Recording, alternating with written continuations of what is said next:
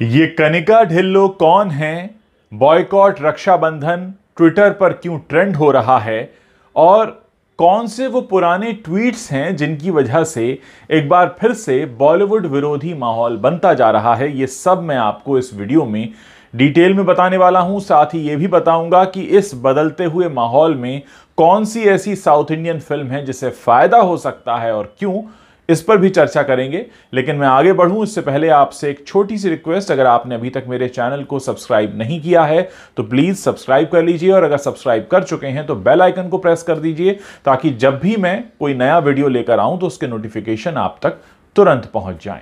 मेरी ये कोशिश होती है कि मैं आपको हर मुद्दा एक आसान और सरल भाषा में समझाता चलूं।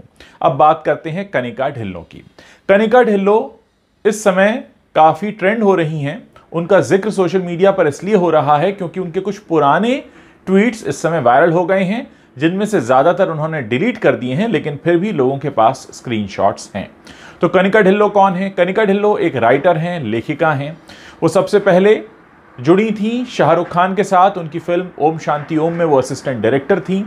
इसके बाद उन्होंने रावण का स्क्रीन प्ले लिखा। वो शाहरुख खान और इरफान खान की जो फिल्म थी बिल्लू, उसमें स्क्रिप्ट सुपरवाइजर रही। उसके बाद उन्होंने मनमर्जियां जैसी फिल्म लिखी। सुशांत की फिल्म केदारनाथ का स्क्रीन प्ले भी उन्होंने लिखा था और उसके बाद वो तमाम फिल्में लिखती रहीं। अब मामला ये है कि उनके द्वारा लिखे गए कुछ ट्वीट्स में उन्होंने मोदी विरोधी बयान दिए थे, उन्होंने सरकार विरोधी कमेंट किए थे, उन्होंने एंटी राइट विंग कमेंट्स किए थे, उन्होंने गौमूत्र को लेकर मजाक बनाया था, उन्होंने अच्छे दिन को लेकर कमेंट किए थे। और वो सारे ट्वीट अचानक से इसलिए चर्चा में आ गए हैं क्योंकि ये जो 11 अगस्त को फिल्म रिलीज होने वाली है रक्षाबंधन, इसकी भी वो लेखिका हैं।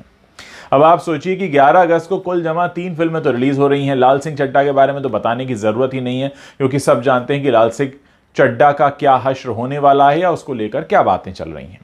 रक्षाबंधन से थोड़ी बहुत उम्मीद अक्षय कुमार को थी तो वो कनिका ढिल्लो के पुराने ट्वीट्स आ गए सामने, तो अब लोग कनिका ढिल्लो के पीछे पड़ चुके हैं और उनसे सवाल पूछा जा रहा है। इसमें भी एक पेंच है, वो मैं आपको आगे बताऊंगा। इस सब के बीच इसी दिन रिलीज होने वाली एक तेलुगु फिल्म है कार्तिकेय 2। उसके हिट होने के आसार अचानक बढ़ गए हैं क्योंकि उसे जिस तरह से प्रमोट किया जा रहा है, उसमें एक हैशटैग का इस्तेमाल हो रहा है, कृष्णा इज ट्रुथ, तो जाहिर है लोगों का झुकाव उसकी तरफ है। कार्तिकेय 2 जो है ये कार्तिकेय की सीक्वल है और ये फिल्म भी काफ़ी अच्छी चली थी, सुपरहिट हुई थी, तेलुगु में बनी थी।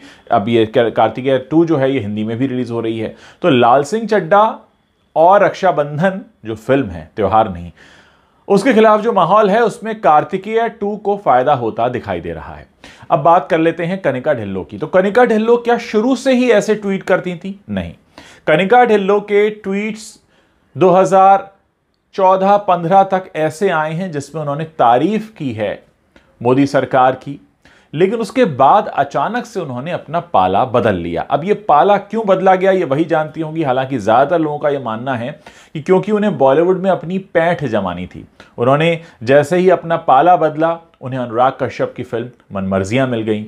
इस समय वो राजकुमार हिरानी की फिल्म डंकी पर भी काम कर रही हैं। इस बीच उन्होंने केदारनाथ पर भी काम किया, सुशांत की जो फिल्म थी। तो ऐसी तमाम फिल्मों पर काम करते करते उन्होंने धीरे धीरे अपना पाला बदल लिया और एक तरह से उनका जो चेहरा था पहले वाला, उसको वो बदलकर एक नए रूप में सामने आ गई ताकि बॉलीवुड के लोग उनकी तरफ अट्रैक्ट हों और उन्हें साइन करें। और कहीं ना कहीं वो ये बताना भी चाहती थी बॉलीवुड के लोगों को कि वो भी उनकी तरह ही हैं।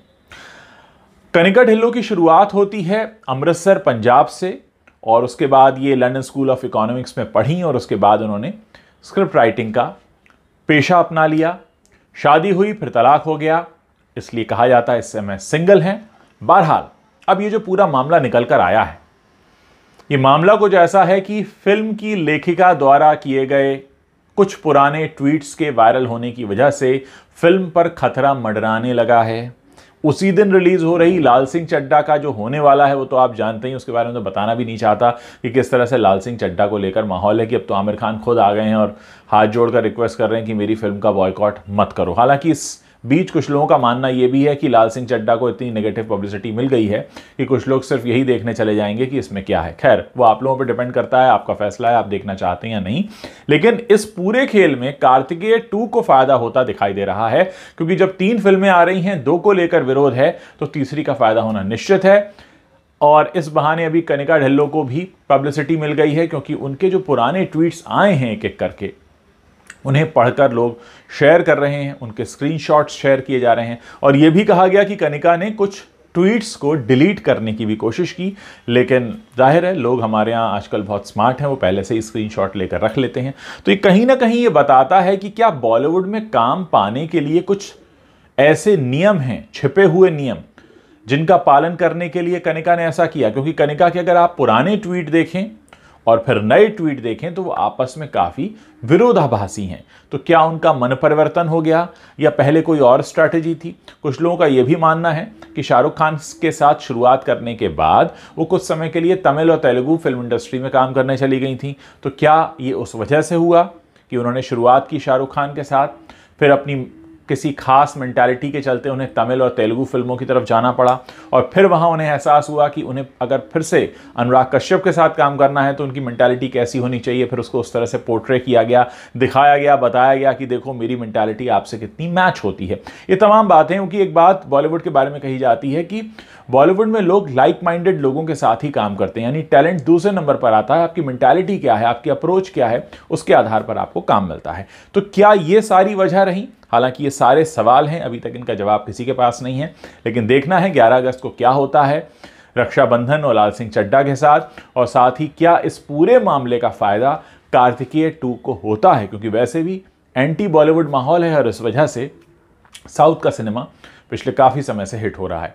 आप लोग इसके बारे में क्या सोचते हैं, मुझे इस वीडियो के नीचे कमेंट करके ज़रूर बताइएगा, ताकि हम समझ सकें कि आप लोग इस तरह के मसलों पर अपनी क्या राय रखते हैं।